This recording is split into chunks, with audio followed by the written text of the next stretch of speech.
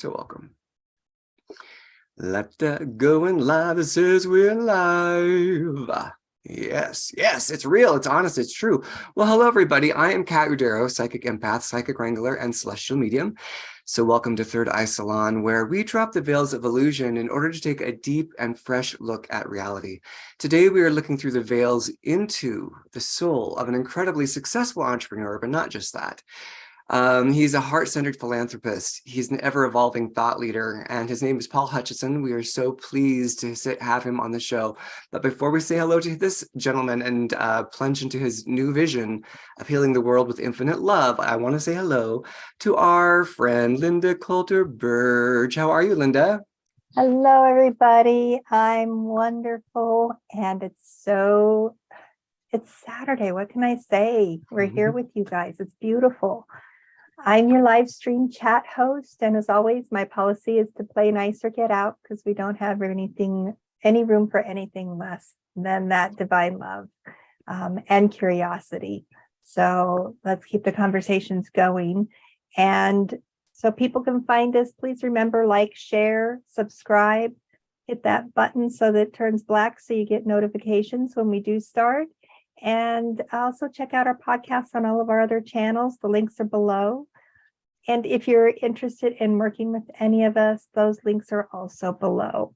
Thank you also for all of the likes and all of the donations. We really appreciate it. That's what helps. It just helps. What can I say? And join our Facebook group if you haven't. The conversations continue there. And it's a great way to share what you're doing as well.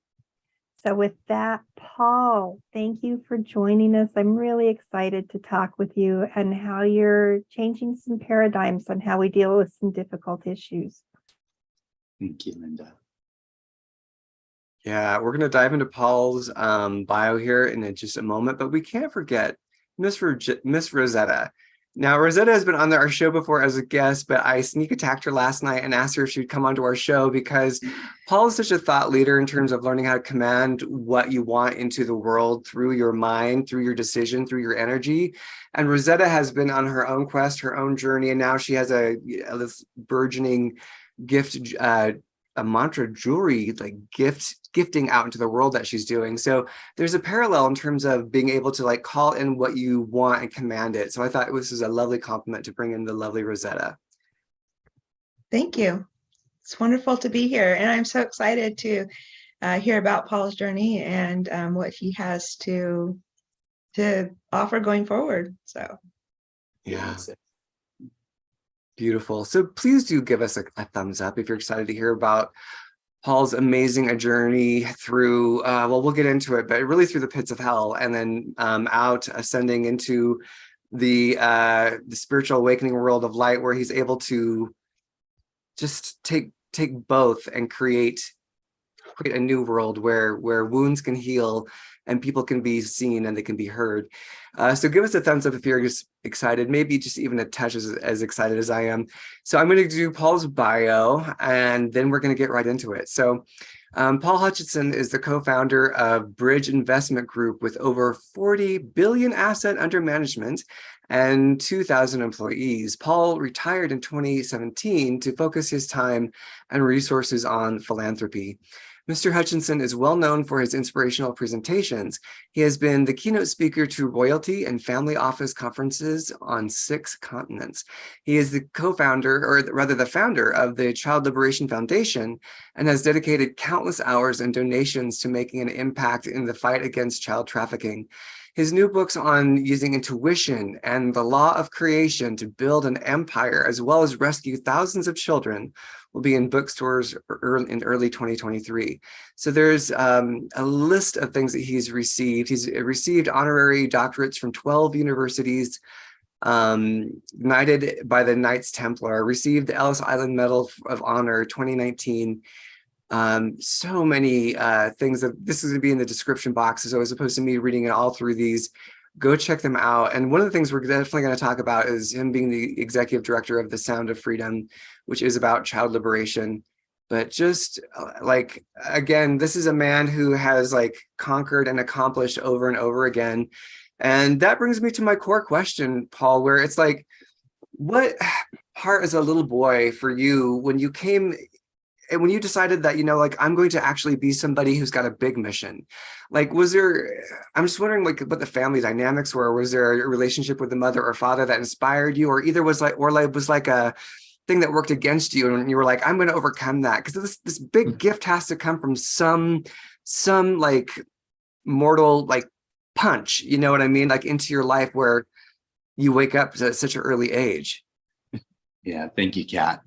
Well, I will say that from a very early age, I knew I was different. And I knew that the gifts that I had were for one purpose, and that was to make a positive impact in the lives of others. That this life was one in which I was here to not just be a wandering generality, but a meaningful specific, somebody who would use these beautiful gifts of being able to communicate and being able to control my world around me, and in a way that I would make a big difference. And when I was very young, I thought that I wanted to be a business owner. I thought that would be great. My dad said, well, Paul, you're not going to be very good at that. I said, why?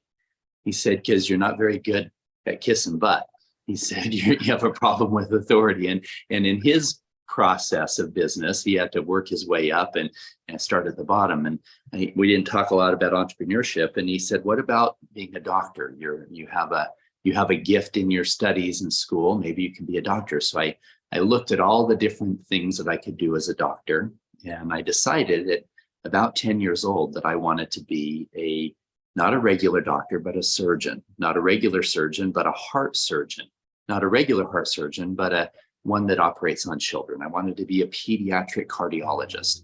In fact, I did this big report in, I think, third grade, all on the human heart and everything else. And that's what my goal was throughout all of my time. Well, I got in a major car accident when I was in college, 2 months before taking the MCAT, and severed the tendons in my hand. And they didn't know if I'd have the dexterity to be a surgeon.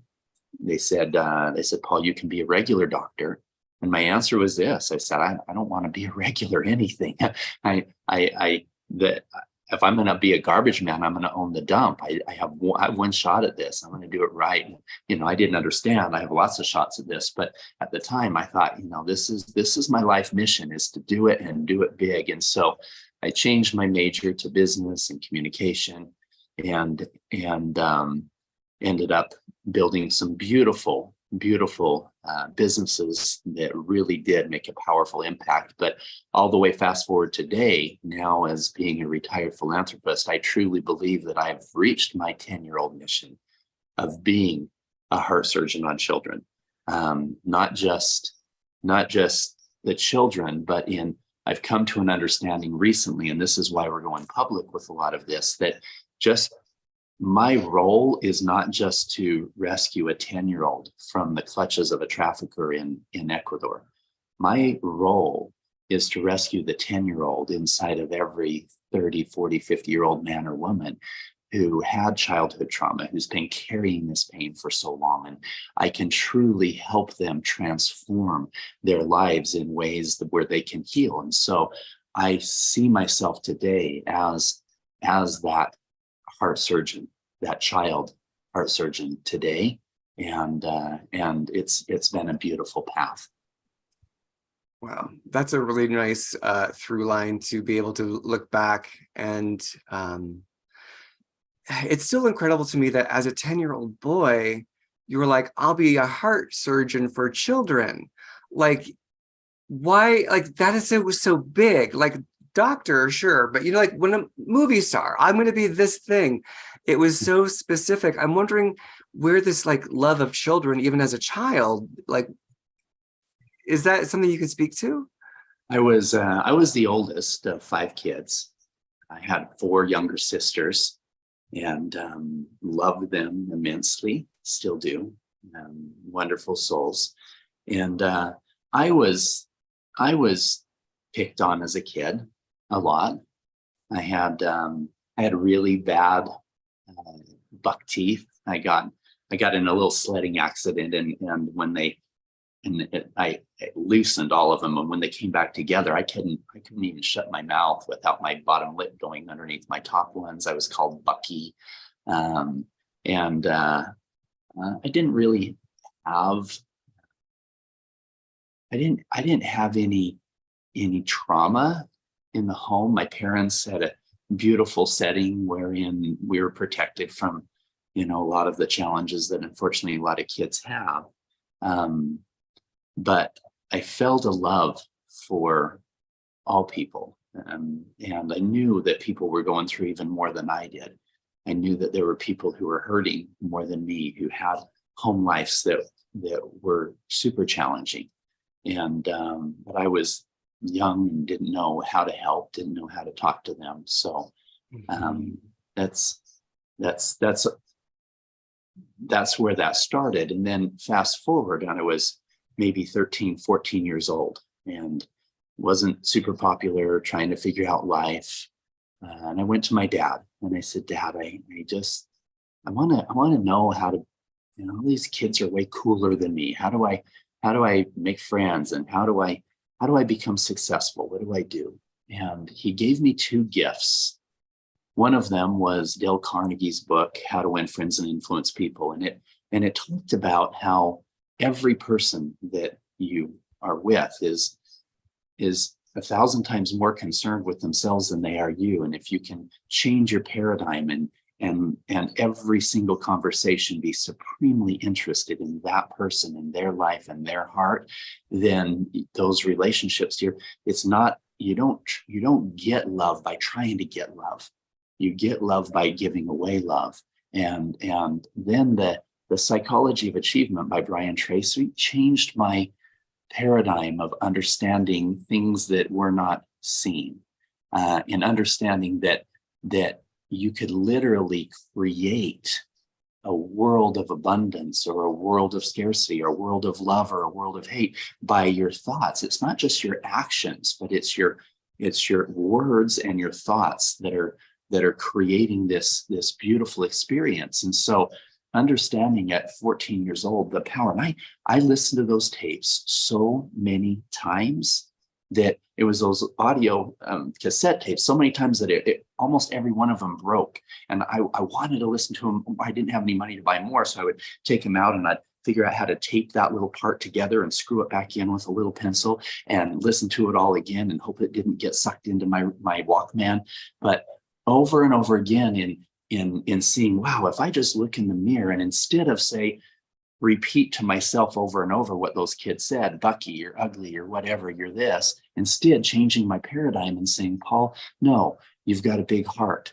You're intelligent, you love people, you're a good person, you're good looking, all of these things, and changing that self-talk started transforming that part of my life. And by the time I was in high school, and I started getting more popular, not because I was cool, but because I cared about people.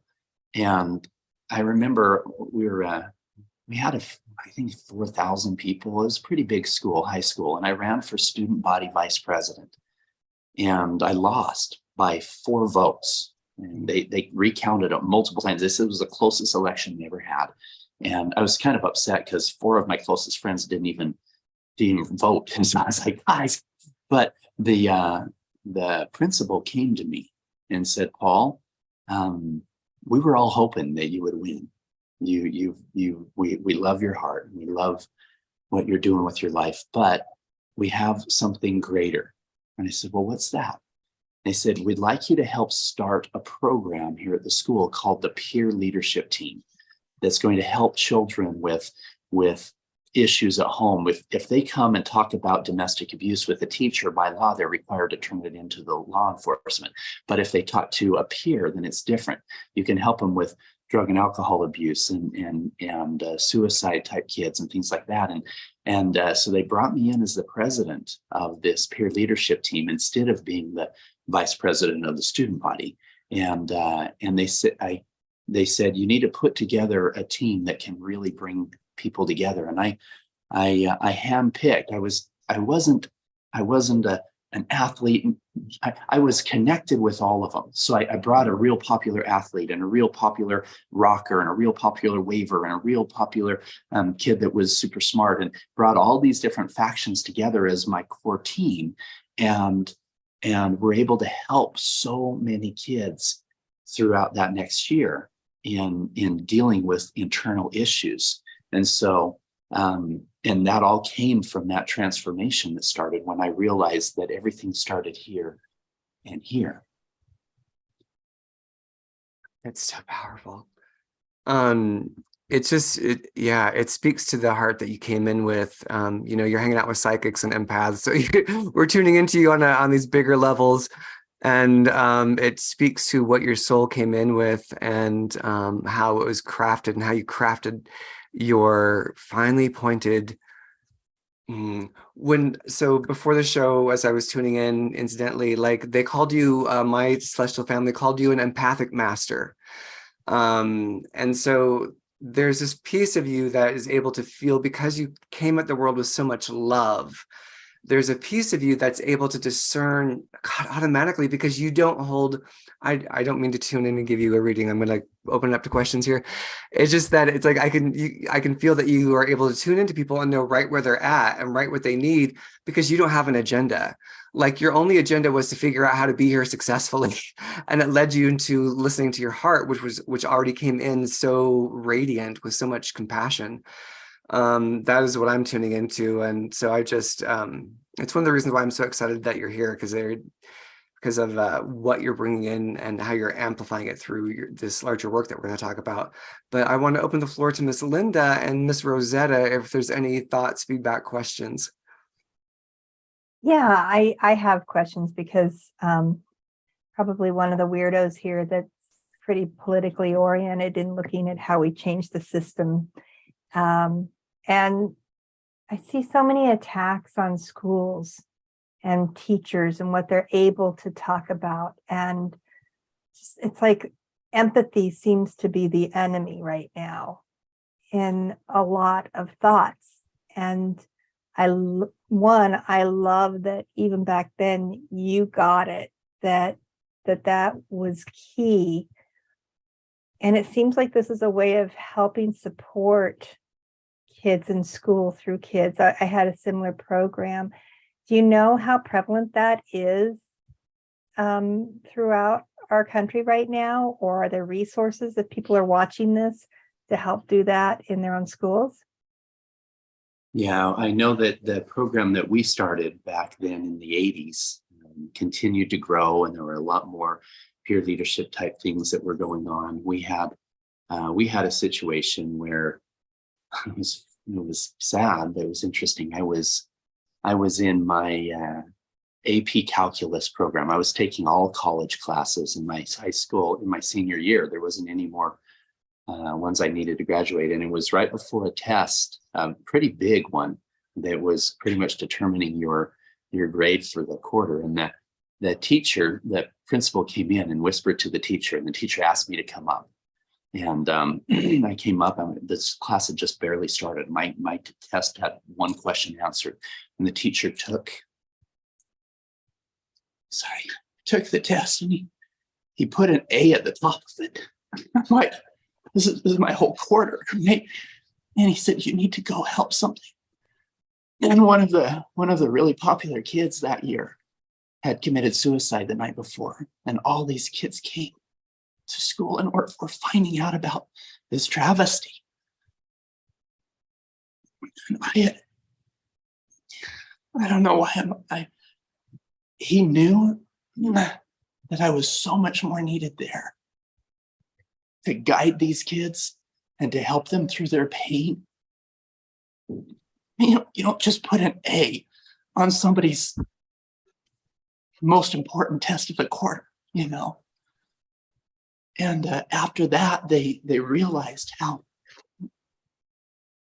important a peer leadership type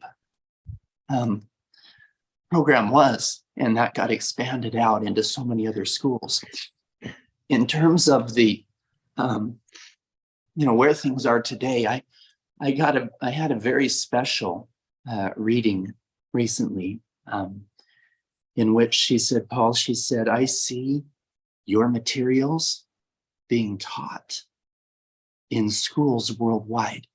And I thought, wow, my material, I mean, that's pretty, because, schools are controlled by people who would try to control our minds and the minds of our children and mold them into ways that they would have them go.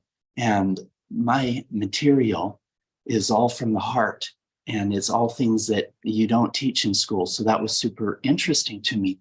And then last week, I was getting interviewed for a podcast that we'll be doing next week. And this gentleman was he was overseas. He was in Singapore. And he, at first I was trying to understand who his audience was, and I said, no, as he said, there's so much material that we have from you. And I think this podcast could go for hours and maybe even come out here and we could get a lot more information. And he said, I've listened to your other ones and I'm so interested in putting your stuff together in our programs. And I said, well, what are your programs? And he said, we have programs that are in the education system in 22 countries. And we want your material to be there to help these kids. And so I was like, wow, that's pretty beautiful now.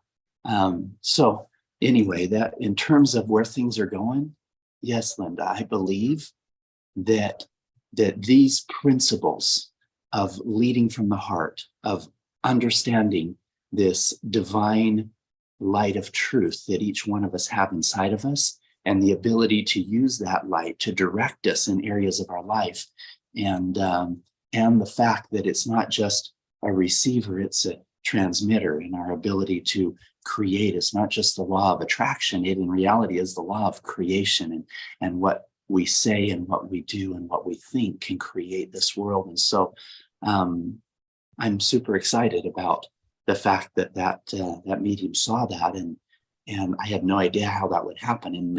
And just immediately afterwards, boom, it's going out. So I'm grateful. I'm just here to share. There's a higher power that's so driving this boat, and I'm just here to use my talents to help create good.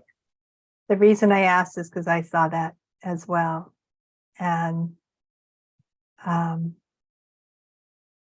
could feel it and the impact, and it felt like it was already started. And I also heard Boys and Girls Club. Yeah. Auditorily, I heard Boys and Girls Club. That Yeah. may be another co-creative place where this would be welcomed. And maybe not the same structures and limitations that some of the schools have.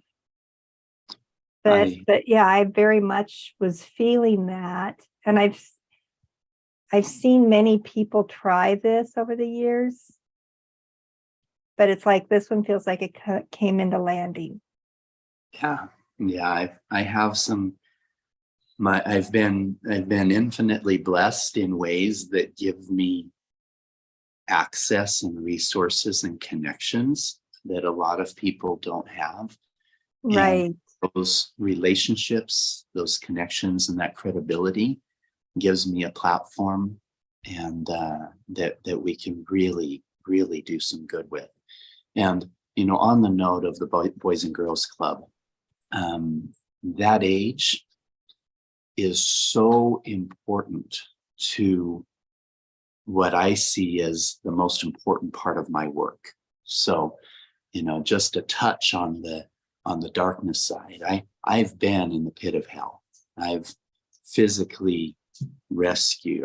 I've physically led and been a part of over 70 undercover rescue missions in 15 countries. We've helped identify and rescue thousands of children through our foundation and ones that we have started and et cetera. And I've come to an understanding that just going undercover and finding these children is never going to fix the problem. I have to figure out how to fix the demand. And because the problem is bigger today than when I started 10 years ago. And one child being sold for sex and organ harvesting, one child is unacceptable. 8 million is beyond comprehension. When I saw it the first time and saw that it was real and realized this is the fastest growing criminal enterprise in the world, I said, this is something I will eradicate. I will eradicate this. There's nothing that could be more important than fixing that. And so I dedicated millions of dollars, unbelievable amount of time and my life, putting it at risk to be able to go in and we can talk later in the show how empathetically I was able to be guided and find these children. But after 10 years, the problem's bigger than when I started. And so I pulled back and said, okay, what do I need to do to fix this? What do I need to do? And I was told very clearly that I need to be done hiding under, because when you're undercover, you can't be public at all. You can't be doing podcasts. You can't be out there. I can't use my voice like this. And so I said, I was told that I need to stop doing that and that I need to get out and share, and that it will spread faster than I can imagine, wildfire. And it has. My very first podcast was 3 weeks ago, over 60,000 shares in 3 weeks. It's just boom, just growing in such a beautiful way. And the reason why I needed to go public is that if I'm going to fix that problem, I need to change the hearts and the minds of the people that are creating it. So I looked deeper and I thought, for a long time, I thought that demand was being caused solely by people who had pornography addictions, where they would go from taking a woman from a divine feminine to an object, and they start going down this dark road of something harder, and pretty soon they're fantasizing about something they wouldn't have even thought was attractive. Well, I've realized that it's more than that. 1 out of every 5 men, 20% of all men, have been a victim of sexual violence at some time in their life. 40% of all women. And of them, 1/4 of all women have experienced that as a child. In fact, 1/4 of the 800 million men who have experienced sexual violence, 1/4 of those, about 200 million men, experienced it under the age of 10 years old. These people are going up their entire life throughout their junior high, elementary school, high school, carrying this pain. And for some of them, this pain is just brought inside, and negative self-talk and this just horrible self-esteem issues that are creating so many challenges. And others of them, it goes outwards in being contact offenders themselves, in creating verbal abuse and physical abuse and even sexual abuse, and it's generational trauma. And so I realized, wow, if I'm going to fix this problem, going undercover, going to the pit of hell, that's not going to do it.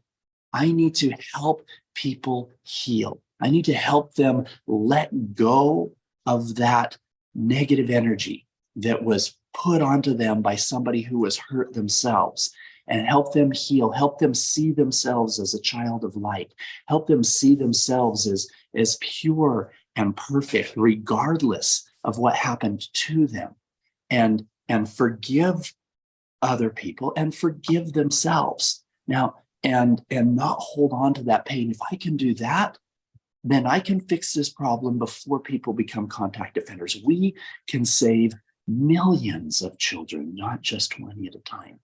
So the Boys and Girls Club, that age group, before they grow up and have kids and start passing on their trauma through lack of ability to love, or physical or verbal abuse, or even sexual abuse, we can fix that problem by healing before people get to that point.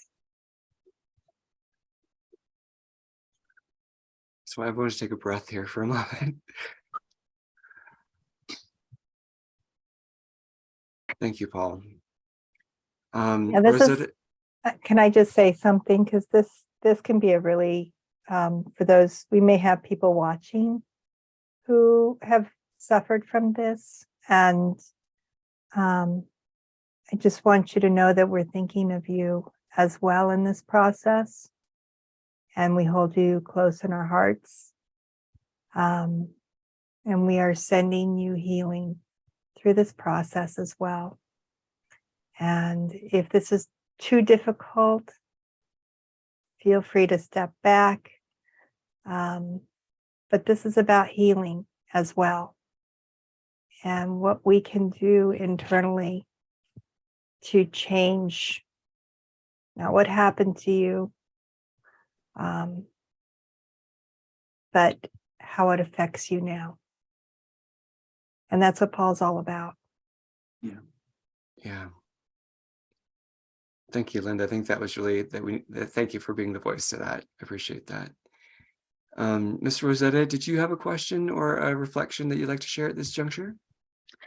Yes, I just wanted to tell Paul that I deeply, resonate with your mission. Years ago, I read about an indigenous tribe and their greeting to each other is, "How are the children?" And I've thought about that for, off and on over the years. And how are the children? And what I see is that they are not doing well. And that just breaks my heart. And not only like the physical children, but the children inside, the child inside of a be adult. I just see so much pain and hurt in so many people. And I'm just so deeply grateful for your mission. Thank you, Rosetta. I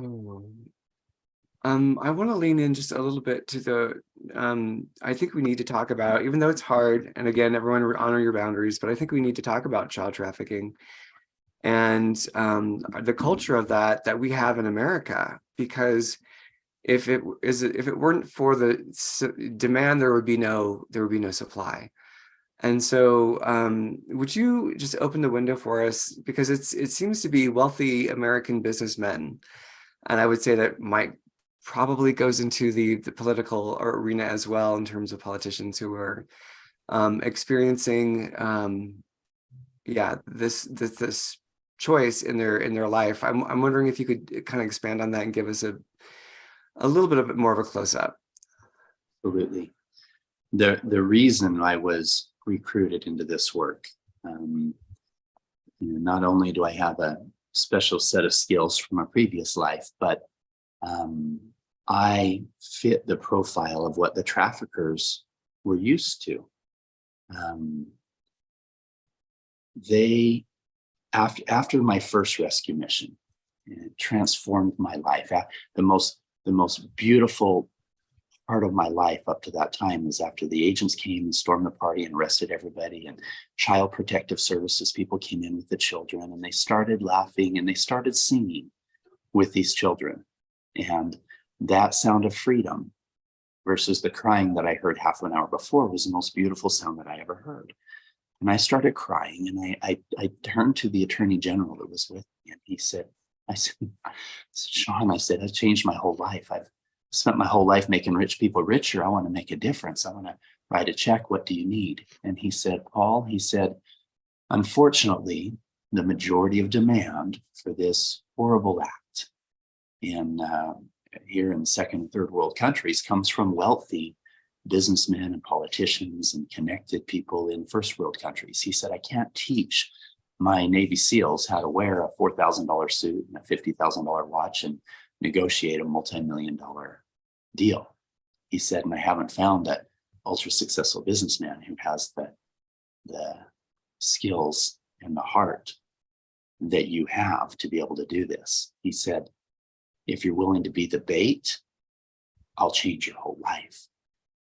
And it's because of the fact that's the kind of ones that are there. And I started really trying to understand why.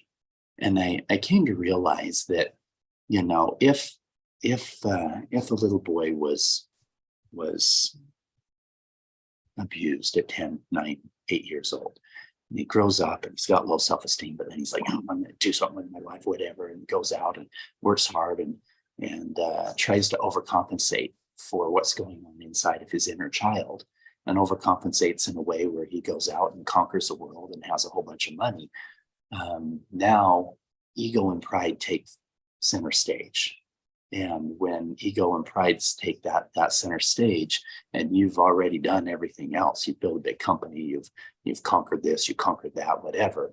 Now, if they're in a position where they don't understand the sacred nature of intimacy, and they are using that sacred power in ways that are creating harm in their adult relationships, then that leads them down the darkest road of understanding that this beautiful divine power that they in ways makes them feel more powerful by abusing it, but that additional power they feel is dark energy power. Then deep down inside they're thinking, well, I got raped as an 8-year-old, it doesn't matter if I rape another one, I turned out okay. And that's part of the energy that's there, but it's tied to greed, it's tied to unbridled power, and it's tied to pride. And when that is not in check, and when they think that they are untouchable, the old saying, power corrupts, and absolute power corrupts absolutely.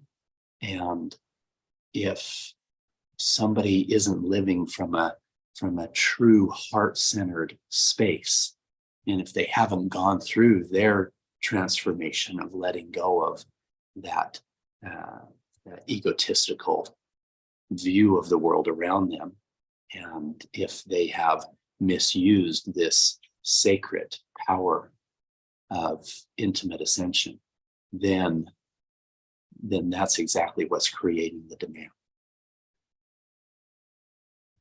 Yeah, when you were talking, what I heard was sickness of the mind. It's like it's a sickness of the mind. And how do you get through to someone who is enthralled in this sickness, who they think they're thriving in the sickness and they've been consumed by the sickness? How do you break through that almost total consumption? I believe, and let's take it all the way to the nth degree. Let's take, if you put 100 contact offenders, pedophiles in a room, and 100 traffickers, the ones that are putting these kids in front of them. Yeah, I've got 200 guys in the room. And you say, Paul, you have 1 hour with them. You can either take a gun with no retribution, or you can take a microphone. I would take that microphone. And that would be the most transformational 60 minutes of their life. I would take them into the pit of hell. I would show them the depravity that I have seen firsthand of what's happening to these families and these kids, and how they were taken, and what got them to the point where they were then drugged and in front of them. I would tear them down into the pit of hell, and then I would show them the pathway to light. Now, some of them are too lost to listen. Some of them have some degree of hope. I believe that everybody still has light in them. Now, in fact, here's something important. People ask me all the time. They say, Paul, how can you have gone 70 plus times face to face with people that are that wicked and not have them see the anger and the hatred in your mind, in your eyes? How can you hide that? And my answer surprises them. I say, I see them as my brother and I love them. I've come to an understanding, I feel super sad for them. I've come to an understanding that if I'm ever, now there's no excuse for their actions, okay? But if I'm ever judging another human being, whether that's for, yelling at me at the park, whether that's for cutting me off on the freeway, whether that's for selling me a child, if I'm ever judging another human being, there's a 100% chance that I don't have all the facts. I have no idea if that guy cutting me off on the freeway, if his wife's in the hospital and he's running, he might just be a horrible guy. I don't know. I don't know if that guy's selling me a child, if he was raped as a child himself. He probably was. And there was probably 1,000 bad things that happened to him and 1,000 bad decisions that got him to the point where he thought that it was okay for him to sell me a child. But I can't, I'm going to do everything in my power to ensure he never hurts innocence again. But I can't judge him. I'm going to ensure that he's in a place where he can find his own redemption somehow. And because of that degree, people, we have been ingrained through our lives to embrace conditional love. We have been taught to judge. We have been taught to hate. We have been taught that even God is conditional with his love. And that lies at the root of the problem, right there. When people think that their creator, if they don't do this, and this, that there's a chance that they couldn't be loved by their creator, by that deity inside of them, then of course, every time they make a mistake, they're going to beat themselves up and they're going to continue down a dark road of making deeper and darker mistakes, because that dark angel on one shoulder is saying, hey, you already effed up, Paul. You can't recover from that. You might as well keep walking. But if we can help people understand that, and that is where I come uniquely qualified to teach unconditional love.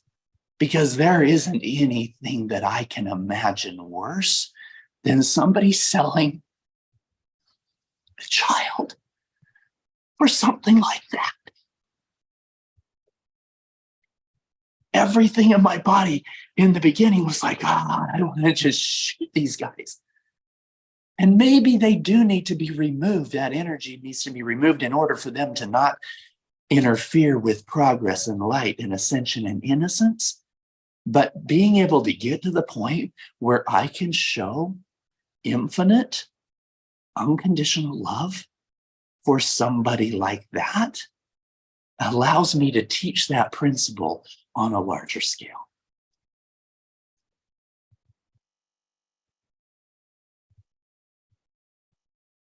Yeah, and I just need to take a beat. It's so very humbling. It's so very humbling. What you've brought in with you in this life, and everything that you have achieved to be able to complete the full circle of bringing children back into oneness, Christ consciousness, infinite love, whatever, source expression. It is, you're some kind of avatar. You are some kind of beautiful Buddha presence in the world that goes beyond what we're doing here as humans. And I say that with respect, not with, I'm not kneeling down. I'm just acknowledging the quality of love that you are anchoring into the planet. So thank you so much. I'm going to ask a question, and then I'm going to run away for a moment while you're answering, because I have to blow my nose for some reason. I know, stuffy. It's just stuffy in here. So what I wanted to kind of get to, just to back up a little bit, because you were very successful. I mean, and you are, but that thing of yes, I wore the $4,000 watch. I wore the mega expensive suit. I was in this bracket. And I'm wondering, in terms of what the transition was between you being I have hacked success. I have hacked success. I know how to manifest success, and being ultra successful, then being oh, but then there's a ceiling of joy to this, and it became hacking spirituality. That's what I would like to hear. And I'll be back like lightning, but go for it. Thank you, Kat. That's a beautiful question, because my greatest success is not financial. My greatest success is not the connections that I have with celebrities and politicians. My greatest success has happened in the last 5 or 6 years when I have come to an understanding that my spiritual growth, my connection with the divine, my conquering of that massive unhealthy ego that came with that success, that was the hardest thing that I ever did. The most difficult thing that I did wasn't building a huge company. The most difficult thing that I did was conquering what came because of that. 10 years ago, I wasn't Paul Hutchinson. I was Paul F. Hutchinson. I had built a massive multi-billion-dollar company, and I knew the senators, and I knew all of the congressmen. I had all these connections with celebrity and NBA players, and I had huge parties at my house that if you didn't get invited to Paul's party, then you weren't somebody, right? And this huge ego that came with it. And what happened is that I lost sight of what was really important. Yes, I was doing the undercover work, but to be truthful, some of that was just fueling the problem of myself. I mean, if people thought I had the best story in the room, having built a multi-billion-dollar company, I for sure had the best story in the room, in that I was just down in Mexico undercover and found and took down traffickers, right? And it fed into that same ego energy that was unhealthy in my world. And I got a phone call from 2 of my best friends in the world. These guys both had done a lot of undercover work with me, and they were in the same boat that I was. They were big egos, big checkbooks, lots of success, gone undercover, done some things, and their personal life was a disaster. Jimmy and I put together the biggest, most badass parties possible, and we had all these half-naked girls there, and I was just super toxic. And he couldn't hold on to a healthy relationship to save his life. I was in my 2nd failed marriage. It was just unhealthy spiritually and emotionally in every way. And they said, "Paul, do you trust us?" And I said, "Yeah, I trust you implicitly. I trust you with my life in 3rd world countries. Of course I trust you." They said, "You need to come to this place and surrender." And they introduced me to the healing journey of guided meditation, plant medicine experience. That for me, I went to therapists, and I would walk into the therapist that was trying to help me with my marriage, and I spent the whole time telling the therapist how cool I was, right? And I had an ego thing. My trauma was self-imposed. I created it myself, and it was, and so they brought me into this experience, and it was the most beautiful, terrible thing I have ever experienced. I was able to see and feel clearly the energy that I was transmitting to others and the path that I was on. I remember it was some sassafras and white lily and mistletoe and some psilocybin, and it was a guided meditation experience with a facilitator who really could help with big ego guys get through their trauma.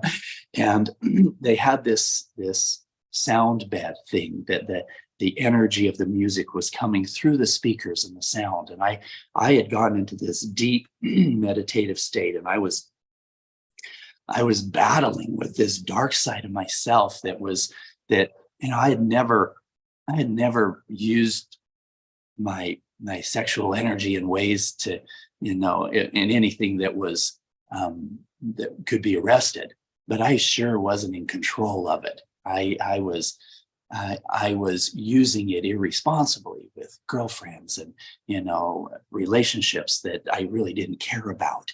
And I saw how powerful that could be when held in a true sacred space. And I saw the pain of my children. And I laid on this bed and I put on this what I call journey music.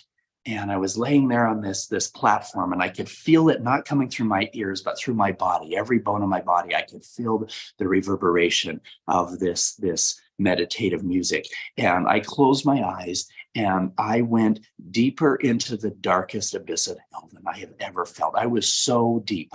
It was dark, it was heavy, and I could feel in every cell of my body. I could feel the pain of my children when I cheated on their mom. I could feel it. And it was so heavy. And it was so dark. And I couldn't breathe. And it was so hard. And then I was like stuck. I had these handcuffs. I had these shackles around me that was just pulling me down. And I switched my playlist because I could feel the energy of the music coming through the bed. And I switched the list to what I call my Jesus list. Okay. It's just beautiful songs of light and love.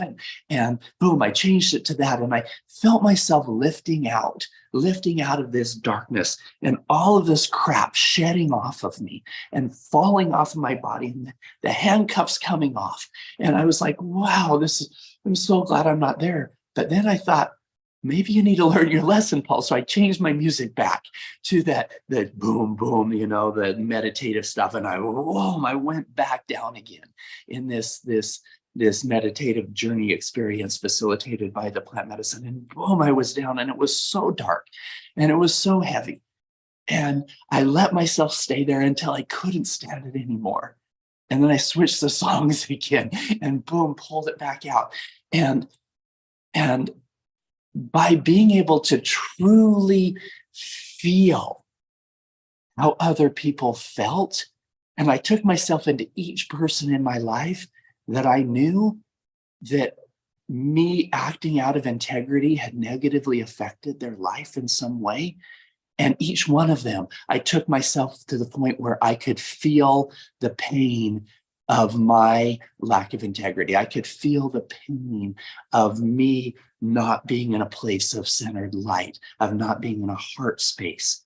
Even employees where I used them as just left them in carnage on my way to success, and people who everything all the way around, anything that was out of integrity, out of actions out of a true heart space, I could feel that pain.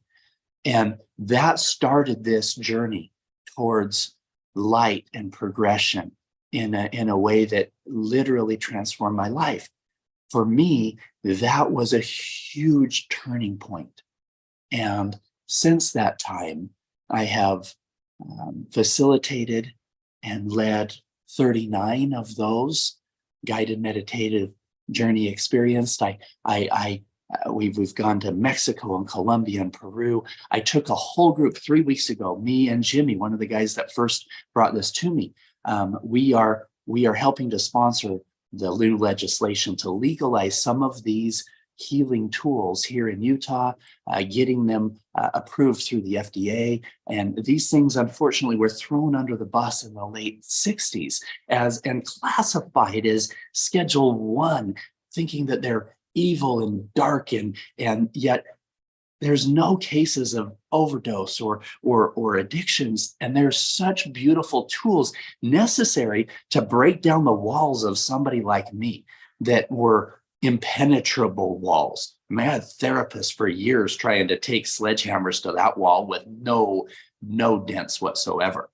Yet with that, being able to have me and take my own sledgehammer and boom, break through those things was so beautiful that we sponsored the legislation to start changing these laws. And we passed the Senate at 100% and the House with only one dissenting vote here in Utah to move forward with creating new legislation. And so we took a group of doctors and some large church leaders from here in Utah. And we took them to Jamaica because everything is legal there. And we had them experience their very first guided meditation, plant medicine, healing experience just 3 weeks ago. And it was transformational. And in fact, what's crazy about it, it was super interesting because it was a 2-night experience. And the first night, we let a couple of the doctors who were like wanting to make sure everything was all in place, and they led the ceremony. And they said, okay, here's the rules. Number 1, everybody stays on their own mats the entire night. No talking to anybody, no hugging anybody, no communication with anybody. And we started out with just straight psilocybin without any kind of a heart opener space or anything like that. And it was disastrous. It was very much a clinical medical facility type environment, and it was disastrous. Everybody at the end of the night was like, that was super heavy. I didn't get anything out of it. There was no light. There was no love. There was anything. So the next morning, me and Jimmy were like, guys, we just spent 30 grand and bringing everybody out here. We're going to tell you how to do it right. And so we said, here's what's going to happen. We're going to start out with a heart opener. We started out with cacao and got everybody into a beautiful heart space. And my daughter, who's she's a master at healing in so many ways. She's a master Reiki healer, and she's studied all around the world in sound bowl healing and drum healing and all of these beautiful modalities. And she started out with doing a sound bowl meditation and using her voice and using the drums in a beautiful way to just draw people in. We set sacred space, very focused on setting the sacred space. And then we told everybody, once you've dropped in, I want everybody to get off their mats, go outside, watch the sunset, connect with the nature that's around the area here in the home, and talk with people. And ask for permission to hug. But don't be afraid to share that beautiful energetic connection when you're in this space, and talk through some of the trauma with people that are here to love you. And that experience the second day was so beautiful that they were able to see how bringing light and love and heart and setting that sacred space and using these different modalities was so important in that transformation with people, that they were able to then bring that home. And as they're working on the legislation to form what it's going to look like, taking that experience and saying, no, it needs to be set in this way. So anyway, that's the long answer to your short question of what really started moving me down this road. But it was beautiful, transformational, and now I can really lead from the heart in every conversation because I've learned what that feels like. Thank you for that. Number one, thank you. I'm so excited that you're working with plant medicine. That's perfect. That will be a conversation. I mean, that's another part 2 conversation for another time, because that's just such an important conversation for us to have in publicly. I wanted to bring it into, I'm sorry, I lost it because I started thinking of what you're doing, and it started to connect me with what I'm seeing. Okay, I'm just going to give it because it's what I'm seeing. Is this you doing this with people who are in the corporate world and making it accessible? There's like a link to you extending this to the corporate world, so these people who are like devouring themselves by being successful in the corporate ladder can liberate themselves. And that took over my thought, so it was important to share.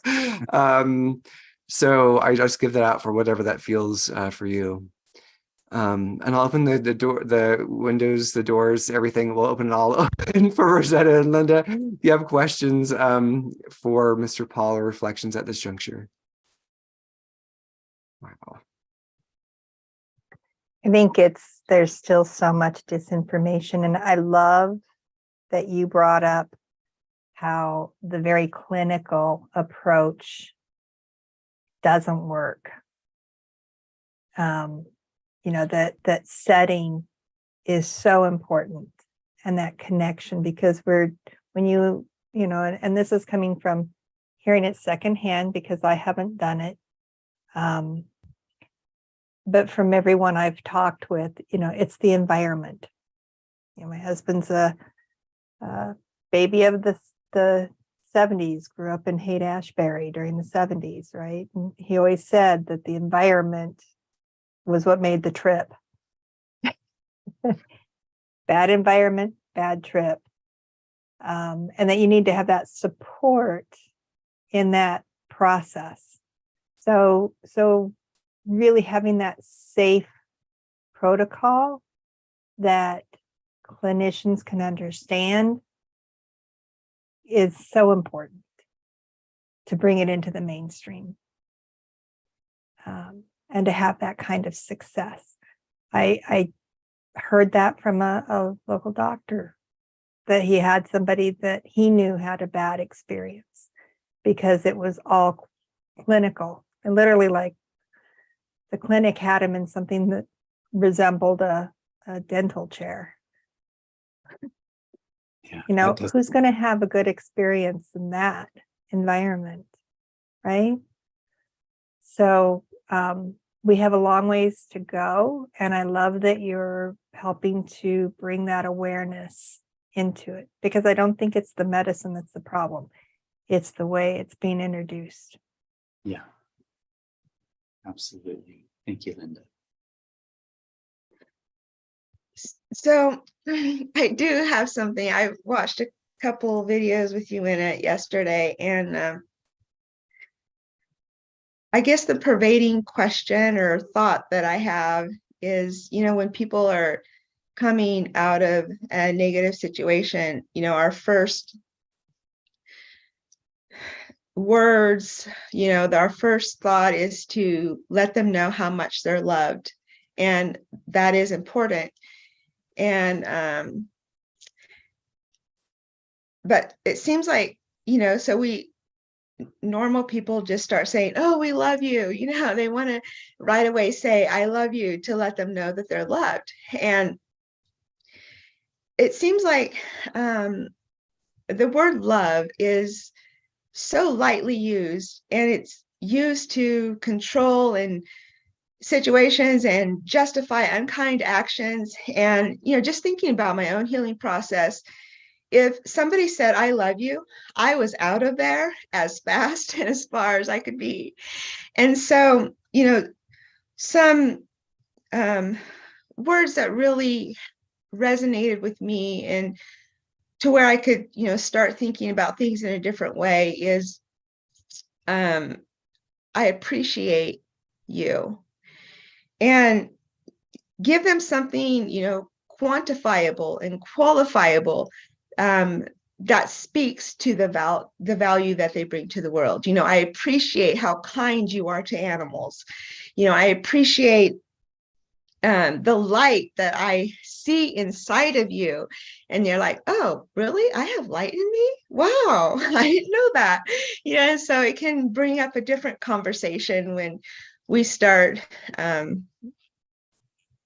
when we say, I appreciate you, versus, oh, I love you, or whatever. Yeah, I think it's so important in our community. And you pointed out something super important, is that unfortunately, so many people use words and fake emotion to control and manipulate and get people to trust them or believe them when they really aren't speaking from the heart. When you tell somebody you love them, it needs to come from deep, deep down inside, and you need to truly feel that. And I believe we can get to the point where you can actually meet a stranger and you can honestly from your heart say, I love you. But unfortunately, if they don't love themselves, there's a lot of resistance that's going to come from that, because they don't know what love is. They didn't really feel that deep love from their parents or from their siblings, or especially from themselves. But you're right, if you can if you can identify things that you can be very specific about, instead of just say, hey, you look nice, but say, hey, I love how you did your hair. What a beautiful outfit that you have on, or your smile is radiant. And, I can see this beauty coming from in your soul through your eyes, or, wherever this is, and identify specific actions that those very specific things, because of the fact that love is so general and they don't know what they should start loving themselves for right now. So if you can help them identify things about themselves that they can start appreciating so that they can start loving themselves, that's going to go so much farther than just a blanket I love you, because that's not going to stick in any way. I call it in my life, I call it little wins. People ask me, they say, well, Paul, how do you help your healthy self-esteem get to the point where you can feel confident standing on a stage in front of 15,000 people, or be confident in how do you get there? And my answer is, every single day, I play this little game with myself. I call it little wins. I sometimes will put myself in a 5-year-old mindset and say, okay, what did I do good? I put my shirt on the right way. Good job, Paul. I tied my shoes. Good job, Paul. These little wins, because your subconscious mind is going to collect data all day long, positive or negative, of what you're saying to yourself. So if you can train your conscious mind to continue to feed into your subconscious mind positive affirmations all day long. And so that goes back to your conversation with other people.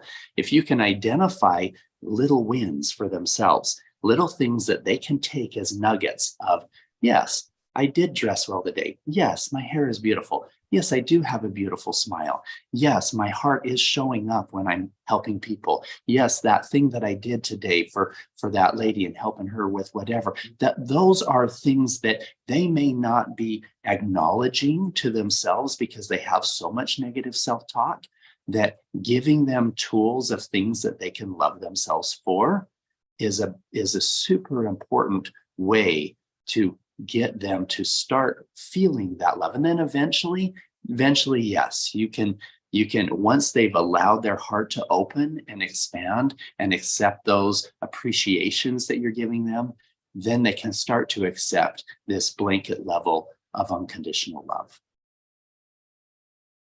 I love that. That is such great advice. And I'm just touching into my own life. When I've done that for myself, yeah, I feel better. And then there's like this reticence of like, oh, you're giving yourself a compliment. Like, yes, I am giving myself a compliment. And I think that that's something in our culture where it's like, don't be too full of yourself. Don't like yourself too much. Don't get too big now. Like there's in Australia, they call it the tall poppy syndrome, because it's like the tall poppies that are their heads standing out above the other poppies are the ones that get hacked off. And so I'm just wondering, what is your take on owning all your space, being big and loving yourself, like Oprah says, like loving yourself so much that yes, you're full of yourself, but you're so full, you're overflowing, that you're giving from your abundance, and versus that thing of like, oh, don't be too big. I'm wondering, what's your take on that? Well, I've fortunately experienced both ends of that spectrum. When your unhealthy, egotistical self is out in front, and you're look at me, these are the people that I know, look at my checkbook, look at the company I built, that's unhealthy in every way. That's that high poppy. That's that, in fact, the reality is I the only reason why my bio has anything about the company that I build is that for some people that's credibility, especially on some of the shows with a bunch of entrepreneurs. There's credibility that they're like, oh, I want to listen to that guy. So I kind of use it as a shiny little spinner when I'm fishing for fish. It's going to attract them so that I can show them how to lead from the heart. There's that to me. In fact, we're selling this house. I don't need this. This is something that was purchased from the old Paul ego. Look at me. I'm going to have this big house so I can have these big parties and this big whatever else. And, we're filming some things here that I believe are going to be a part of, that bringing in these big corporate guys so they'll listen, because when you have that, they'll say, okay, if you don't have that, you're not valuable to me. I don't listen to you. So I think that I was blessed with some of these things, so I could have credibility there. But to be able to energetically let go of all of that and really understand that my value is not my checkbook. My value is not those connections. My value is the love in my heart. My value is the lives that I can transform through my words, through my leadership, through my anything that I can give out that is different than the money can be used to create a platform and an environment that allows people to get the help that they need in charitable things, etc. And understand that there's nothing wrong with money when money is earned out of a way of integrity. Money is a tool of exchange, value for value. I tell the entrepreneurs when I'm speaking to them, I say, listen, you can earn money in unhealthy ways. You can take money from people by conning them out of things, or you can create $2 million worth of value to the world and get $1 million worth of value back to yourself. And if you want to be a billionaire, create $2 billion, $3 billion, $5 billion worth of value for the world. You can create that. And then every penny that you have that you earned from a place of integrity can be spent from a place of integrity in ways where you're benefiting the world as well. I made a decision in my early 20s that a large percentage, upwards of 20% of my money and 20% of my time would go to charity. And this is back when I was earning like $2,000 a month, and 20% of that was heavy. I mean, I'm going to live on $1,600 a month instead. That was hard. But I believe that one decision in my early 20s to give that huge percentage of time and money, I believe that one percentage was the catalyst to everything else. I found that if I worked really hard at my business goals, I had decent results because I worked my butt off. But if I worked really hard and tried to have a powerful, positive impact in the lives of others, I had enormous results in my business goals. And those results didn't come from my own efforts. They came from above in beautiful. I think it's because God realizes that Paul Hutchinson has a propensity to have an ego. So he wants me to know that I had nothing to do with the growth of a multi-billion-dollar company. And let me tell you perfect examples. There was a guy that has a pretty big audience on radio and TV named Glenn Beck. He's a right-wing commentator guy. He's got like millions, like 50 million people throughout all of his platforms that listen to him. And he wanted to launch his anti-child trafficking campaign from Bangkok, Thailand. And it was going to cost $100,000 to get him and his team there to Thailand to film everything with the foundation we were working with at the time. And we had at the time with that foundation, we had a bunch of grandmas that were donating $1 a month to help rescue children. And that was kind of sacred money. And we didn't want to spend $100,000 on that one trip. And so myself and my business partner, Dawn, decided, you know what, we're gonna write the check. We're gonna pay that and get him over there. So we flew there, lots of, and that's a whole other story of the beautiful children and the rescues, et cetera there. We flew back home, and as the plane landed, as the wheels touched down, and I had voicemail, Wi-Fi that came on again, I had 2 voicemail messages that popped up on my phone. One of them was from one of the owners of one of the largest hotel chains, the largest hotel chain in the world, who he said, Paul, he said, I've been looking at the numbers. I want to invest another $10 million in your senior housing investment fund.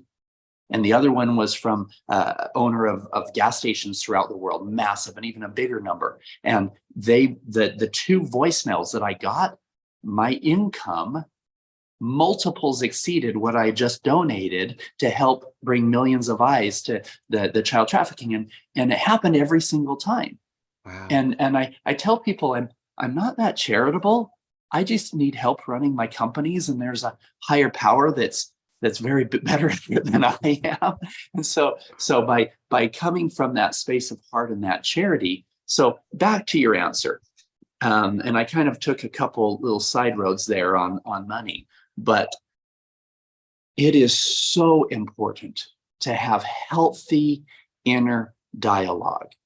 But it's got to come, there's a big difference between seeing yourself as better than somebody else in any way, or building yourself up knowing that you are getting better in every way. That's the difference. If you're being a high-headed puppy is because you're better than everybody or anybody in any way, then yeah, you should get your head chopped off. Okay? But if your inner self-dialogue is a personal growth and ascension and making it so that I am not beating myself up, you're not going to be able to serve the world in the beautiful ways that you can if you're stuck in this quagmire of negative self-talk and worry. In fact, on that note, the company that I built, and if one of you guys can let me know when we're at an hour and 50 minutes or so, because I do have a hard stop, but I don't have a watch on. But the company that I built in my early 20s was the Midwest Center for Stress and Anxiety. Lucinda Bassett and her husband, David Bassett, at the time owned the company, and I own Midwest Center Marketing.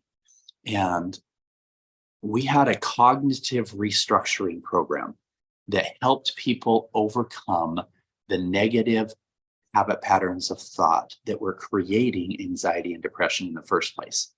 And we had over 50,000 people a month calling in off of this infomercial to give them workbook and some audio programs and some videos that would help them change that inner dialogue. If you imagine this big, ugly tree, and this tree is anxiety and depression disorders to the point where they're debilitating. People can't work their job. It's affecting their ability to be a good husband, a good wife, a good father, a good mother, a good grandma, whatever. And that negative energy is just holding them down and creating all this pain.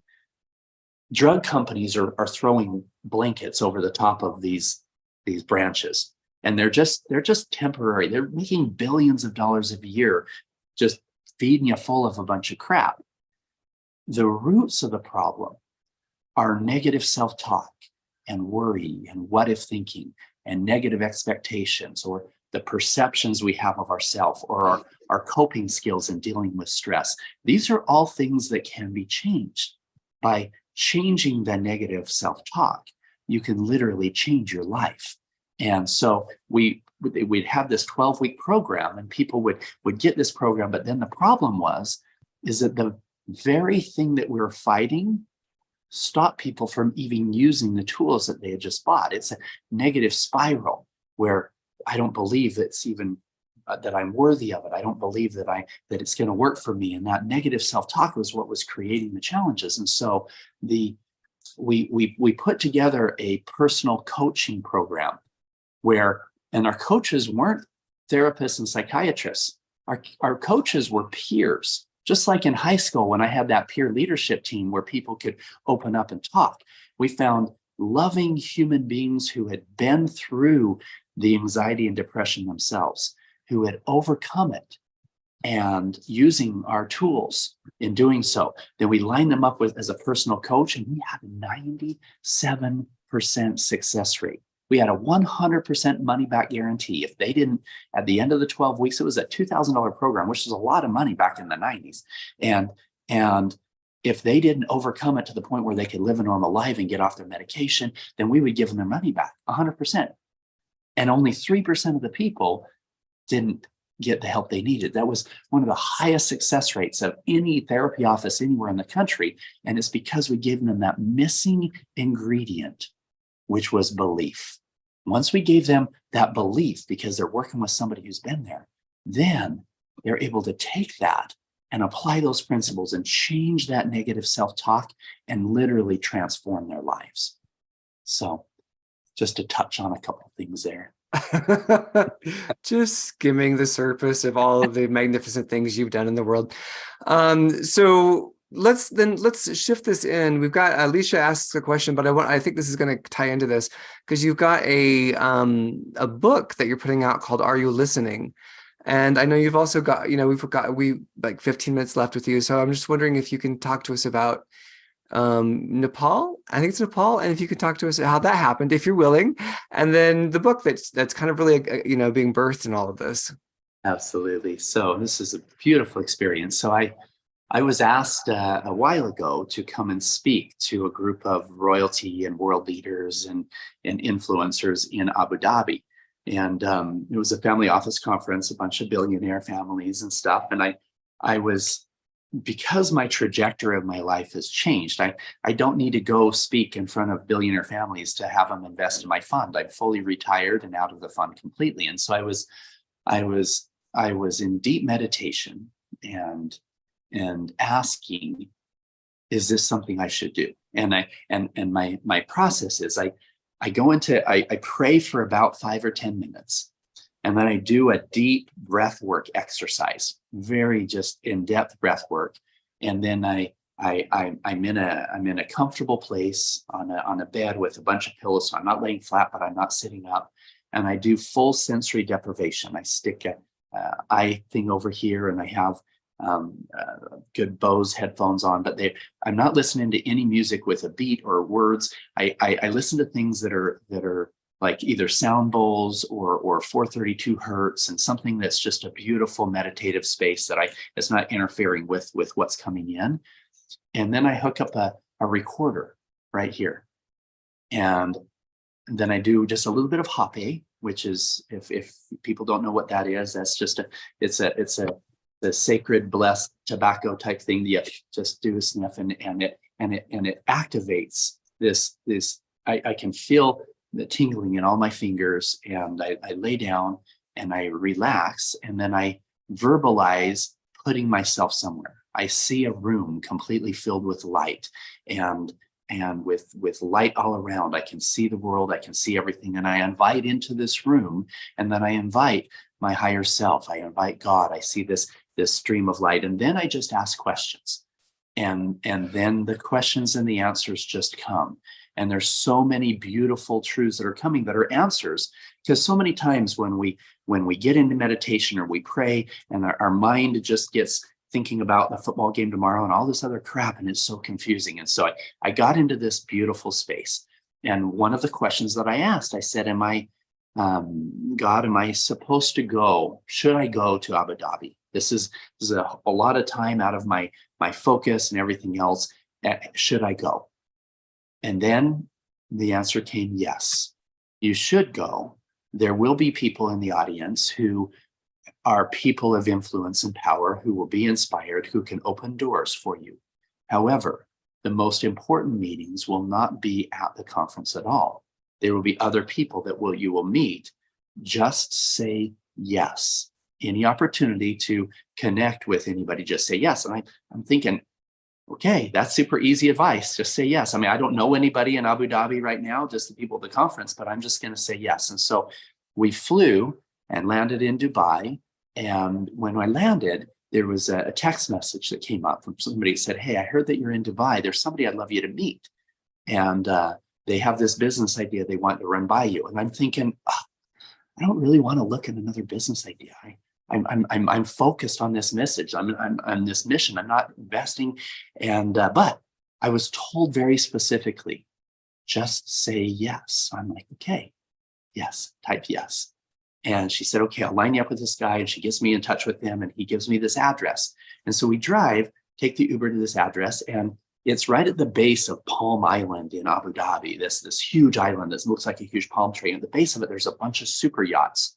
That was the address, one of these super yachts. I'm like, okay, cool. So we get off, we get on the super yacht, and there's this guy, and he's presenting this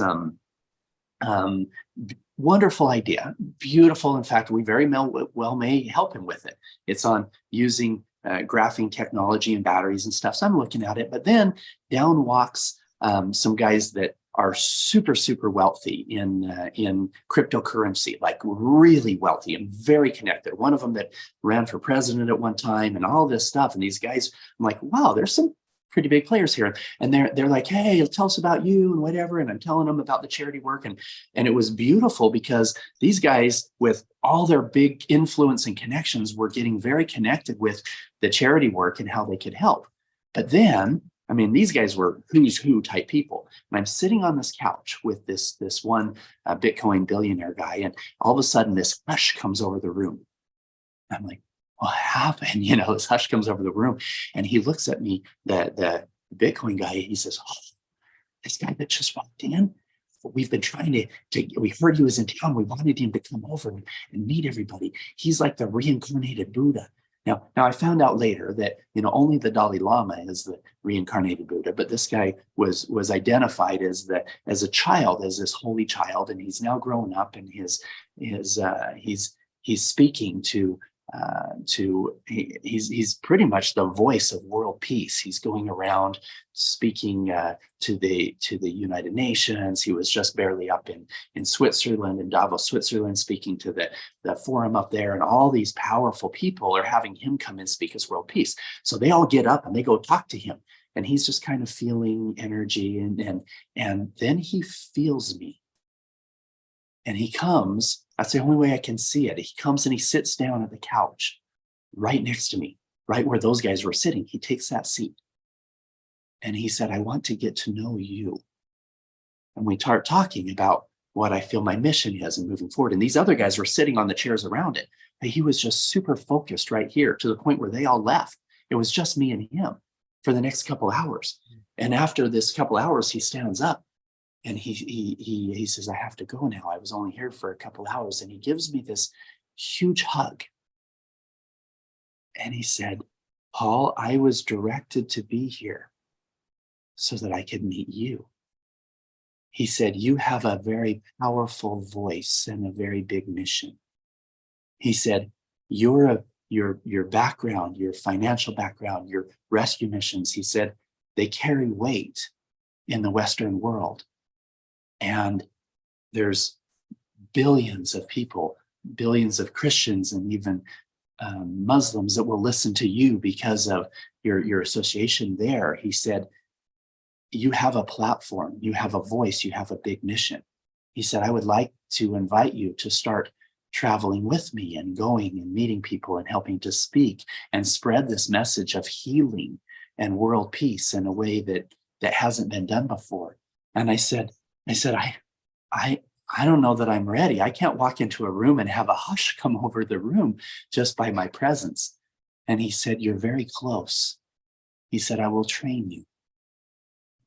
He said, come to Nepal and we will take the time to really understand the essence of inner peace and speaking from the heart, to a point where not only in your physical presence, but on your podcasts and everywhere, they will feel your heart. They will feel you speaking from a place of love, and combined with your credibility of the things of your past, you will help transform the world. And so I was so excited. We're flying to Dubai. I mean, not to Dubai, to Nepal this next week. And I'll be out of cell phone range and connection for the next few weeks, and really embracing that ability to tie into inner truth and inner light. And so that was a beautiful experience. And one of the things we talked about when he and I were sitting there was my book coming out called Are You Listening? And this is an important story for your audience to know. In my early 20s, I met a man who was, he couldn't read his whole life. He only read maybe on a third grade level, if that. His name was Jerry Prine. He unfortunately passed away about 10 years ago in 2010.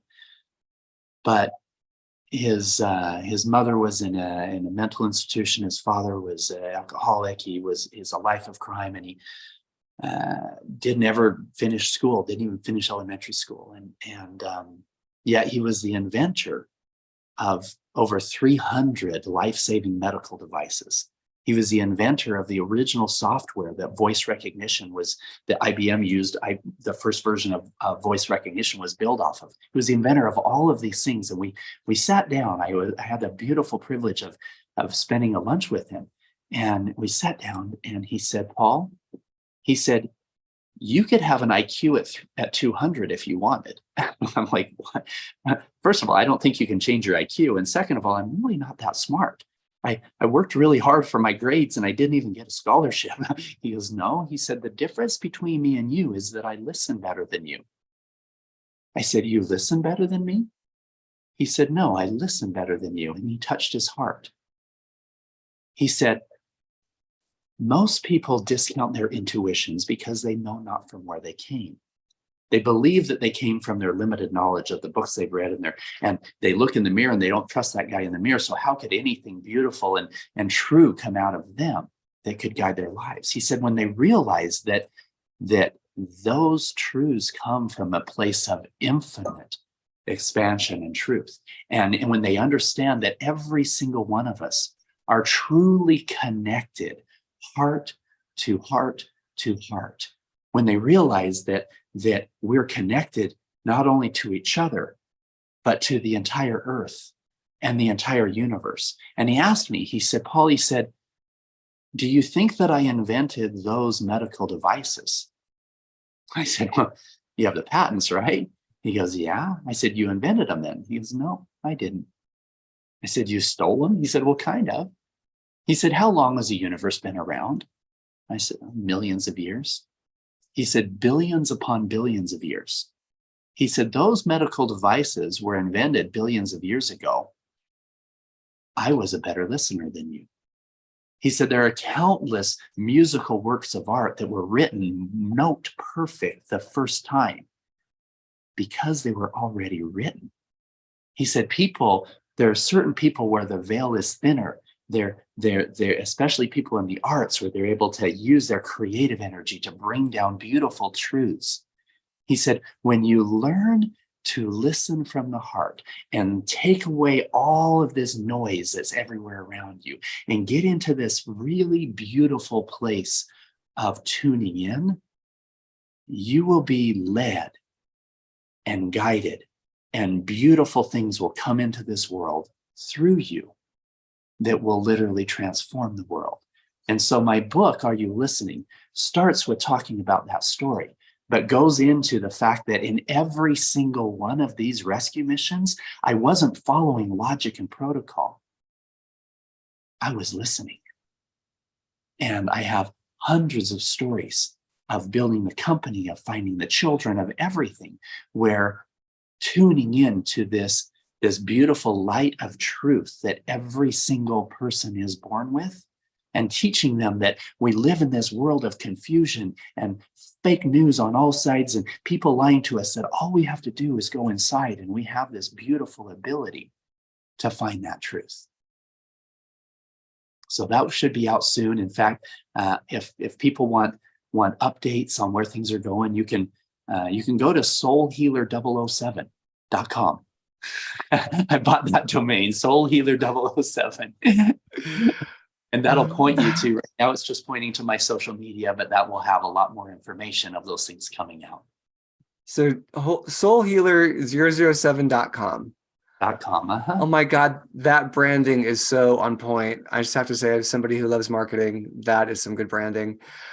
Oh my goodness, Paul. So I'm going to pose the question from Miss Leisha Howland. She asks, with speaking to the public like you are today, how would you like for the general public to participate in the cause? Thank you. So you have so many causes, you have so many things going on. I mean, I think it's kind of like a buffet in terms of where you'd like to show up and participate, but what do you have to say? Three things. First of all, if somebody wants to get involved in helping with the child rescue work, we are still funding undercover rescues. We've got a lot of great organizations we work with and also helping with the healing of the children. You can go to liberateachild.org or liberatechildren.org, or you can just look up Child Liberation Foundation and it'll link you to any of those. And we're redoing the website, but it's still there. Right now, it kind of focuses on the darkness of trafficking. We're going to focus it on the light of healing. So that's something you can definitely donate to. If anybody in the audience has connections with with platforms, with podcasts, stages, places where I can share. This is what I'm doing all day, every day, is saying yes to opportunities like this, to share with different audiences. So if anybody has connections like that, get in touch with Kat and he can get you in touch with me. That would be beautiful. Or just you can follow me on social media. We're putting out a lot of new content that are really going to help people transform their lives. You can go to Paul Hutchinson Official, paulhutchinsonofficial.com. Paul Hutchinson Official is the Facebook and webpage and stuff. We're rebranding a lot of it with the Soul Healer 007, but right now all of my social media is revolved around that. So I'd love to have your help in creating awareness in any way, donating to the foundation if that's what you feel called to be, or simply sharing this podcast and others with as many people as you can. That's how you can help people heal. Thank you so much, Paul. Gosh, the fountain of energy that's pouring through is so incredible. I just want to say, for branding, here's my branding idea real quick, and then I want Miss Linda or Rosetta to hop in. Final question here. I want to see like a suit, but like you've got a t-shirt with a huge heart, and like you've got like a water pistol, like it's a love gun. Like you're like, you know what I mean? Like I just want to take this whole thing of you having a slick suit, but a big heart, like on a t-shirt underneath it, and like just jumping into the planet, jumping into the world, the center of the world, and the world ripples out with all of this like love that you're shooting out. All right, I'll stop. Miss Linda, did you have a thing that you'd like to say? So for those of us that love audiobooks, I know you have more than that book. Are your books on audio as well? They will be. Right now I have no books because as of a month and a half ago, I spent 10 years undercover and never shared anything. But yes, I will ensure that every single one of my books is not only put also on audio, but I'm going to translate them in other languages, and those will be done in audio as well.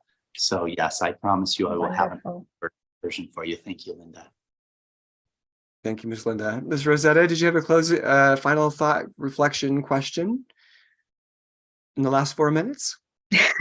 I don't have anything to say. I just have really enjoyed being in your presence, Paul, and hearing your mission. And I'm just, again, I know I said this before, I just so deeply honor your mission and the promise to the children that you are making. Thank you. So Paul, thank you. Yeah. And thank you, Rosetta, for being here and just being this beautiful love bomb that you are. You just bring all this angel energy with you wherever you go. So thank you for bringing that to the show. Mr. Paul, I want to ask you what from your, and I know you've been heart for the last 2 hours. From your heart to our audience's heart, what would you like to say for your final thoughts for the show? I want to say that if everybody looked inside and really knew who you were, understood the true divinity inside of every single one of you, if you really knew who you were, you would be amazed. And you would be able to let go of judgment for yourself and let go of judgment for others and really tune in to infinite love. I like using the word infinite love. Sometimes I have to use unconditional so that people understand that they need to stop having conditions. But the word unconditional still uses the word condition, and your subconscious mind ties into that. Understand that letting go of all those conditions and tuning into that infinite love within yourself and knowing who you really are, that will change your life. Thank you. All right. Thank you, Mr. Paul. That was, All right. We've got 2 minutes to wrap it up. Thank you, Rosetta. Thank you, Linda. Thank you, Paul. I'm going to toss the mic to Linda. She's got our thank yous. And Mr. Paul, if you need to hop off now, that is okay while we do our close up. I really want to honor your time. It is 11:48 our time. Okay, good. I'll stay on for 5 minutes. My My other one is at noon your time. So Okay. All right. Thank you. and I just want to thank you, Kat, for trusting me with the microphone, trusting me with your audience here, and bringing in your light and your love in opening up this platform, and for your diligence in bringing together an audience that is open-minded and willing to hear and feel this message. So thank you. My absolute pleasure. Thank you for seeing me. All right, Linda, it's all you. There was so much healing love going out from our members as they watched, and healing within and sending that healing beyond. So thank you for giving us this opportunity to be, I call a breadcrumb in the journey, that we're a little bit honored, a lot honored for that. So thank you for joining us. And I would look forward to having you back as your journey progresses. I know we all would. The conversations are on fire here. And Rosetta, thank you for your wisdom. That was a gem in what you were saying. So really, really appreciate you being here to share that, because it was so valuable. And for our members, thank you for being a part of this. I just feel like this has been a really sacred time. And you brought a lot of that sacredness into this, and will take away that piece of energy and love that we collected here and take it forth. And take those lessons and let them reverberate in your lives. Let that ripple continue. So make sure that you check out the links below. Paul's links will be there. Our links are there. Rosetta's there. Thank you so much again. And Kat, who do we have coming next week? Next week, we are going, believe it or not, we're going into outer space again next week. We have got Judy Carroll coming in, who is a dual soul. She's aware of herself being a healer and teacher on the planet, as well as being on a ship as what she calls a Zeta or Gray. So it's one of her extraterrestrial kin, where she's doing so much work in the body and in her Gray body as well, in terms of helping humanity progress and the expansion and evolution of consciousness and integration of heart and consciousness. It's all the same thing, no matter from what angle you take it. So, but with that, we'll end there and just say what a freaking blessing this was. This was this was so good. I'm going to be buzzing. So thank you, everyone. We love you. We love you, Paul, Linda, Rosetta. Bless everyone. We'll see you next week. Bye. Thank you. Thank you.